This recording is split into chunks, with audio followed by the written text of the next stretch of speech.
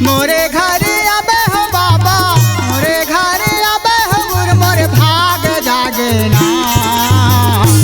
चरणों के धूल बाबा देके जाबे ना, चरणों के धूल गुरु देके जाबे ना। मोरे घर आए हो बाबा, मोरे घर आए हो बाबा भाग जागे ना। चरणों के धूल, चरणों के धूल बाबा देके आबिना, चरणों के धूल बाबा देके जाबिना। मोरे घर आए हो बाबा, मोरे घर आए हो गुरु मोर भाग जागे ना। चरणों के धूल बाबा देके जाबे ना, चरणों के धूल गुरु देके जाबे ना। मोरे घर आए हो बाबा, मोरे घर आए हो बाबा भाग जागे ना। चरणों के धूल, चरणों के धूल बाबा देके जाबिना, चरणों के धूल बाबा देके जाबिना।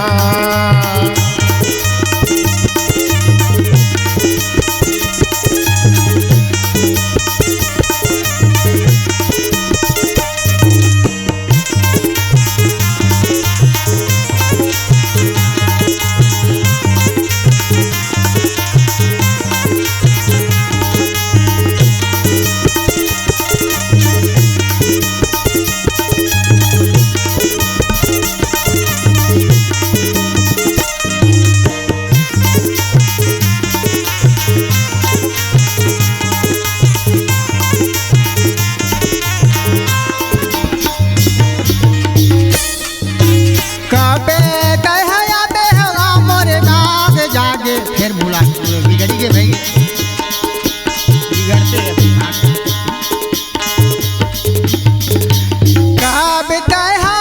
हो बाबा जाकी मोरे अंधेरा गे, मोरे अंगना में आबे हो गु मोर जीवरा पर आगे।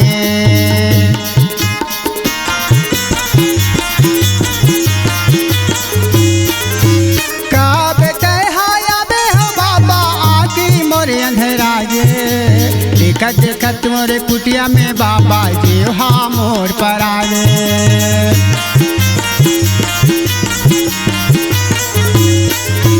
मोरे चरण के मैं हाँ बाबा, तोरे चरण के मैं हाँ बाबा बाबा बना लेना। चरणों के धूल बाबा देते जाबे ना, चरणों के धूल बाबा देके जाबे ना। मोरे घर आए हो बाबा, मोरे घर आए हो बाबा भाग जागे ना। चरणों के धूल, चरणों के धूल बाबा देके जाबे ना, चरणों के धूल बाबा देके जाबे ना, बाबा देके जाबे ना। चरणों के धूल बाबा देके जाबे ना, चरणों के धूल बाबा देके जाबे ना। बोल भक्तवत्सल सतनाम की जय। तू भैया हाँ तो सतखोजी बालक रहे तौन गली गली घूमत हवे, वही गिरौत के बस्ती ला भैया आया जी। वही गांव में एक जन बिशंबर नाम के गुड़ रहा जेकर 16 एकड़ के जमीन हवा कथेगा। हाँ जी 16 एकड़ की जमीन हवा ना। हाँ और ओकर 16 झंडा ओकर 16 ठनागर घूमरत हवे घूमरत हवे। तो भैया सतखोजी बालक रहे तो हाँ ओकरे घर में चल दिखेगा। बोले तो परीक्षा लेना है, सत्य सत्य ला परखना है। सतखोजी बालक लगा हाँ और का कथेगा ये मैया मोला भोजन दे दे दाई, मोला भूख लगा थे दाई, मोला भूख लगा थे वो तब का कथेगा कथे 3 दिन के खाए नहीं भूखे मोला लागते, बोली बचन बेटा गजब सुहावते। 3 दिन के खाई नहीं कैसे मोला लागत बोले बचन बेटा अड़बड़ सुहावत तीना दिन के खाए नहीं भूखा मोला लागत बोले बचन बेटा गजब सुहावत दिन के खाई नहीं कैसे मोला लागत बोले बचन बेटा अड़बड़ निक लागत बोले बचन लाला गजब सुहावत बोले बचन बेटा गजब सुहावत बोली बचन बेटा अड़बड़ निक लागत बोली बचन बेटा अड़बड़ निक लागत बोले बचन बेटा सुहावत बोले बचन बेटा गजब सुहावत बोली बचन बेटा अड़बड़ निक लागत बोली बचन बेटा अड़बड़ सुहावत दिन के खाई नैया भूखा मोला लागत बोले बचन बेटा गजब सुहावत दिन के खाई नहीं कैसे मोला लागत बोली बचन बेटा अड़बड़ सुहावत तीना दिन के खाए नैया भूखा मोला लागत बोले बचन बेटा गजब सुहावत दिन के खाई नहीं कैसे मोला लागत बोले बचन बेटा अड़बड़ लागत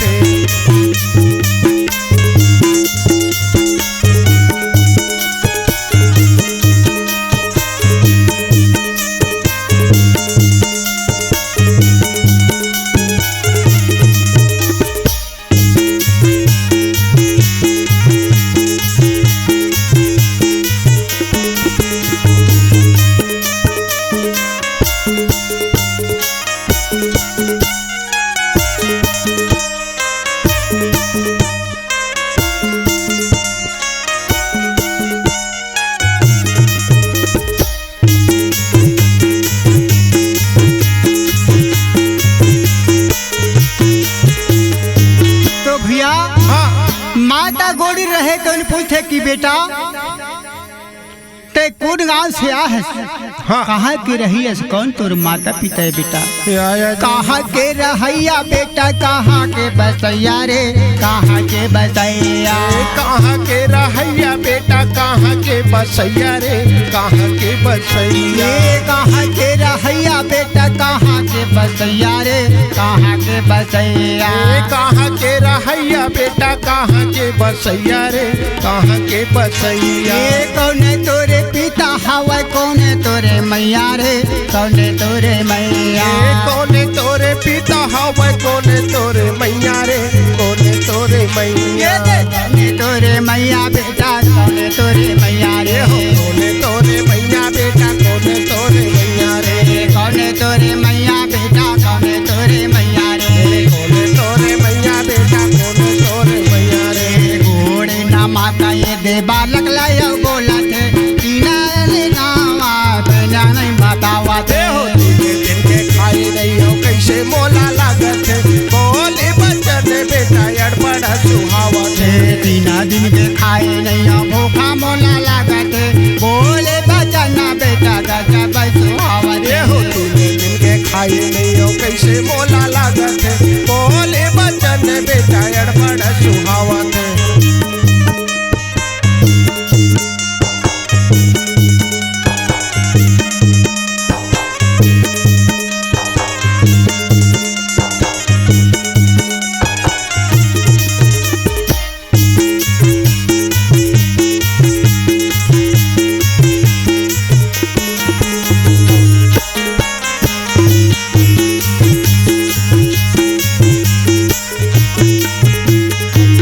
बोले परम पूज्य गुरु घासीदास बाबा की जय बोले भक्तवत्सल सतनाम की जय।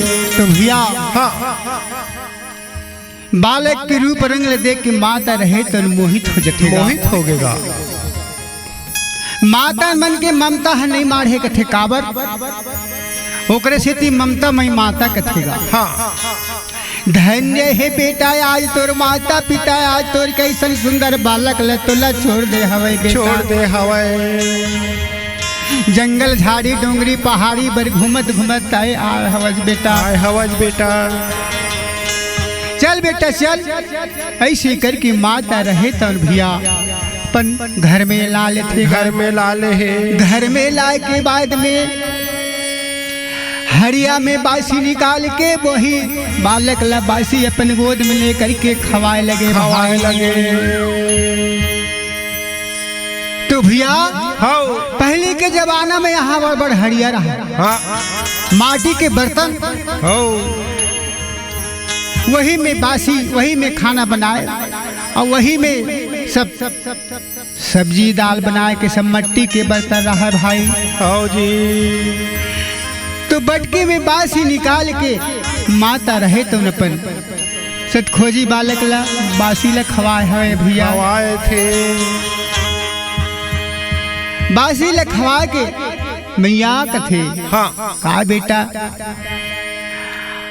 आज तोर रूप रंग ले देखत हो बेटा, मोरे आंसू नहीं थरकती बेटा। आज मोर चीज बस हवाए कोई खवैया पिया नहीं है लाला। नहीं है लाला। मोर चीज बस है तो कोई काम की नहीं है। एक जन संतान के बिना दुनिया है संसार है सुनना है बेटा। तोरे जैसे बहुला यलवा जलवा कनवा खुरवा बेटा मोर कोख में हो जतीस लाला। हो जतीस बने रहती। आज मैं सतनाम पिता के का बिगाड़े हवा बेटा की मोर आज कोख में कोई नोनी बाबू नहीं है बेटा। नहीं है।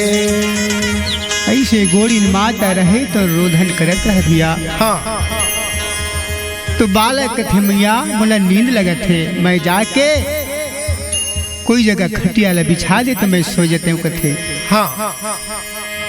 तो भैया आगू वही खटिया का जमाना रहा। तो खटिया में लेके सीधा बालक ला सोवा देगा। तो भैया तो ये तरफ माता अमरावती लगथे बाबा महंगो दास हागा। ये माता अमरावती मैं खेत खाद ढेलवाने खने ला जाती हूँ अमरावती। अब मोरबर पानी पसिया लेके आ जाते कह के। तो बने बात तो कहा था पति देव। जाओ खेत चल दू तो महू बासी पेज लेके आहू कथे। तो भैया महंगूदास बाबा रहे तन सुबह हो वह खेत में ढेला खने बर चल थे भाई। चल देगा। ये तरफ वही सतराम की महिमा महान है भैया। ये कर महिमा महान हवा ये कर पाला कोई नहीं पावा नहीं पा सकेगा। तो भैया ये ती सतनाम पिता के अंश हवे सत खोजी बालक। तो ये तरफ कर घर में विशंबर गुड़ आज थेगा। आगू दोनों जवान नांगर चले। दोनों जवान नांगर चले ना 12 बजे तक नांगर चलती फिर 4 बजे तो फिर नांगर फांदे बन जा। काय बाबा का हो गए ये बटकी कुंटा में खपलाए हवे ते काकर घर के बटकी ला तय हलाए हवस। वो तो सोना के समान चमकत हवे। ऐसे गोड़ रहा तो अपन घोड़ी ला कहा थवे कथे गोड़ी माता हा के बाबा वो तो हमारे घर के बटकिए। तो घर के बटकी तो कैसे वैसे चमक ही हो तो काबर कर निकाल दे बाहर में कथे। एक जन हमारे घर में पहुना आया हवे बोला मैं हाँ बासी दे हम पति दे। वही है बासी खाए हवे वो बटकी वो करे हाथ हवे। ऐसे कोड़ी माता कथेगा। कहे के बाद में गोड़ी माता तो कहाँ हवा ऐसे करके विशंभर गोड़ रहे ना। तो जाके देखत हवे तो सोए हवेगा। सोए हवे। तो भैया वही करा सतखोजी बालक सतनाम पिता का कहतेगा। बोले परम पूज्य गुरु घासीदास बाबा की जय। सत्य नाम के लूट है लूट सके अंत समय पछताओगे प्राण जाएगा। तो का होते भैया का उठेगा बाबा हो तोरे ज्ञान हमारी समान गुरु हो तोरे ज्ञान हमारी समान। जय हो बाबा। तो भैया हो ये सतनाम के बानी है, सतनाम की बोली है अमृत के समान है भैया के समान है भैया। हो बाबा हो तोरे ज्ञान हमारे समान गुरु हो तोरे ज्ञान हमारे समान। बाबा हो तोरे ज्ञान मेरी समान गुरु हो तोरे ज्ञान मेरी समान। बाबा हो तोरे ज्ञान हमारे समान गुरु हो तोरे ज्ञान हमारे समान। बाबा हो तोरे ज्ञान मेरी समान गुरु हो तोरे ज्ञान मेरी समान। नहीं जाना तर भक्ति ला बाबा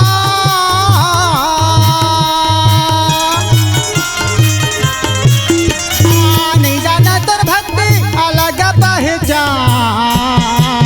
ये बाबा हो तोरे ज्ञान मेरी समान गुरु हो तोरे ज्ञान मेरी समान। बाबा हो तोरे ज्ञान हमारे समान गुरु हो तोरे ज्ञान हमारे समान। बाबा हो तोरे ज्ञान मेरी समान गुरु हो तोरे ज्ञान मेरी समान।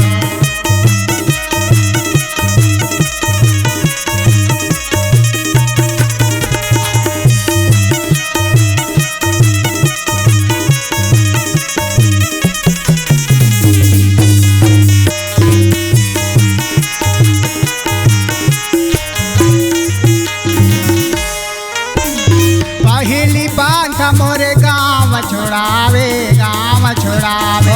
पहली पंथ तोरे गाँव छोड़ाए गाँव छोड़ाए। पहली पंथ मोला गाँव छोड़ाए गाँव छोड़ाए। पहली पंथ तोरे गाँव छोड़ाए गाँव छोड़ाए। ये दूसरा पंथ मोला मना भटकाए मल्ला भटकाए। दूसरा पंथ बन बन भटकाए बन बन भटकाए। ये दूसरा पंथ मोरे बन भटकाए बन भटकाए। दूसरा पंथ मोरे मन भटकाए मन भटकाए। मन भटकाए बाबा मन भटकाए। मन भटकाए बाबा मन भटकाए। मन भटकाए बाबा मन भटकाए। मन भटकाए बाबा मन भटकाए। नहीं जाना तोर भक्ति ला बाबा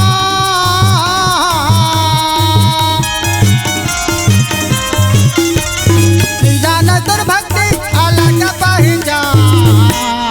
ये हो बाबा हो तोरे ज्ञान मेरी समान गुरु हो तोरे ज्ञान मेरी समान। बाबा हो तोरे ज्ञान हमारे समान गुरु हो तोरे ज्ञान हमारे समान। बाबा हो तोरे ज्ञान मेरी समान गुरु हो तोरे ज्ञान मेरी समान। बाबा हो तोरे ज्ञान हमारे समान गुरु हो तोरे ज्ञान हमारे समान।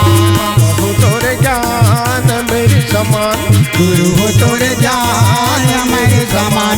बाबा हो तोरे ज्ञान हमारे समान बाबा हो तोरे ज्ञान हमारे समान। बोल परम पूज्य गुरु घासीदास बाबा की जय। तो भैया हाँ विशंबर गोड़ के जाके देखते तो बालक के रूप रंग रहे तो चमकत रहे भैया। हाँ ये हमारे घर में पारस पत्थर आए हवे ऐसे करके विशंभर गोड़ रहे तो वो बालक ले देख के ओकरे आंखों में आंसू आगे। धन्य है भगवान धन्य है पिता। आज इसने बालक मोर कोख में एक झन दे देते पिता। मैं है मोर पापी हवा ये दुनिया ये संसार में पापी हवा कथे कथेगा। ये एक जन बालक बिना मोर गोद है सुनना हो गए हवा सतपुरुष पिता। हाँ आज उन्हें काबर ये धरती में जन्म दे हवस कथे भैया। तू भैया हो विशंबर गोड़ की बात ल सुन की बालक कथे। हाँ पिताजी काबर रोवत हवो। कर्म प्रधान भाग हीरा जैसा कर्म करे फैले चाखा। तू भैया हो जैसे कर्म में लिखे हुए तो भोगेला पढ़ी पिताजी। तोर कर्म में पुत्र नहीं लिखे, पुत्री नहीं लिखे, मत रो। ऐसे करके बालक रहे तो वो पिसंबर गोल समझावा तो भैया हो अभी रात है बीत गए, दिन है बीत गए, तो बाबा सत खोजी रहे था उनका थे आज मैं एक घर में रहूं तो मोर दिन है नहीं चले, मैं एक जगह रहे बर नहीं आया हूँ कथे भैया आया जी। मोला तो कोई जगह ही जाना जरूरी है, जरूरी और मोला ये मृत लोक में आके जन्म ले के आहूँ मैं कथे हो। तो भैया हाँ सत खोजी बालक रहता सुबह हो जाते। हाँ सुबह हो के बाद में जब ये तरफ माता अमरावती बूता कामला करकेगा, हाँ वही बासी पेजला हमरा बर जाते ना, हाँ तो फिर जाते भैया जंगल झाड़ी डोंगरी पहाड़ी बरगा। ओ जी तो माता अमरावती और सतखोजी बालक दोनों जन के भेंट हो जाते भाई। हाँ दोनों जन के जब भेंट हो गए ना तो कथे ही माता हो मोला बहुत जम से भूख लगे हवैदाई, आया जी। मोला चाहे भोजन पानी पानी पसिया धरे हो बेटे मोला दे दे कथे खवा दे कहा थे। तो भैया हाँ बालक कथे माँ मुझे अपने गले पे लगा ले, आंचल पे छुपा ले, और मेरा कोई नहीं। मुझे अपने में लगा ले, आंचल पे छुपा ले, कि और मेरा कोई नहीं। माँ मुझे अपने गले पे लगा ले, आंचल पे छुपा ले, कि और मेरा कोई नहीं। अपने आंचल में छुपा ले, आंचल में छुपा ले, कि और मेरा कोई नहीं। ए दाई और मेरा कोई नहीं, और मेरा कोई नहीं। ए और मेरा कोई नहीं, और मेरा कोई नहीं। ये और मेरा कोई नहीं मैया, और मेरा कोई नहीं। ए और मेरा कोई नहीं, और मेरा कोई नहीं। तो भैया सतखोजी बालक माता अमरावती लेके थे मैया। हाँ आज मोर माँ बाप नहीं नहीं, दुनिया में कोई नहीं है मैया, कोई संसार में मोर कोई नाता नहीं है। मुला भूख लगे है भोजन दे दे दाई। आया जी। ऐसे बार बार हाँ सतखोजी बालक माता बोलत हैगा, बोलत तो है। माता अमरावती की आंखों से आंसू निकलत है। धन्य है पिता, धन्य है सतखोजी पिता। जय हो। आज मोर कोख में इसने बालक मोला दे देते पिता, तुम मोरो कोरा है जुड़ा जती कहा थे भाई। आया जी। माँ मुझे अपने गले पे लगा ले, आंचल पे छुपा ले, और मेरा कोई नहीं। माँ मुझे अपने आंचल में छुपा ले, सीने से लगा ले, कि और मेरा कोई नहीं। माँ मुझे अपने गले पे लगा ले, आंचल पे लगा ले, कि और मेरा कोई नहीं।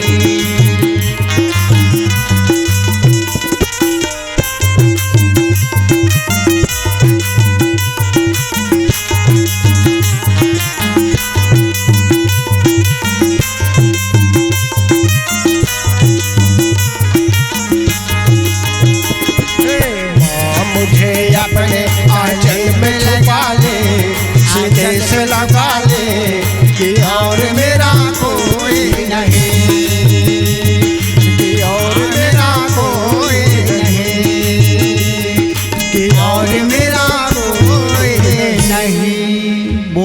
सतगुरु घासीदास बाबा की जय।